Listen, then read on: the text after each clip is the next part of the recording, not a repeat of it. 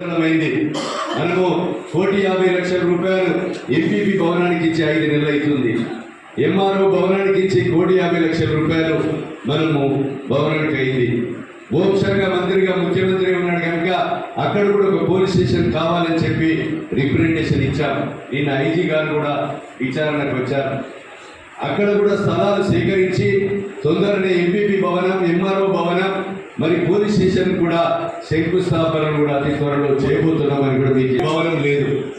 అక్కడ కూడా ఎంపీడీఓ భవనం ఈ నూతనంగా అక్టోబర్లో ఎన్నికలైతే ఎంపీటీసీ ఎన్నికలు, డిప్యూటీసీ ఎన్నికలు, అక్టోబర్లో ఎన్నికలకు మీరు సిద్ధంగా ఉండి ఎన్నికలు అయిపోయే వరకు ఆ భవనాన్ని కూడా పూర్తి చేసి కొత్త భవనంలో మనం కూర్చుండబెట్టే విధంగా అధికారులు సహకరించాలని, గ్రామస్తులు సహకరించాలని కూడా నేను విజ్ఞప్తి చేస్తున్నాను.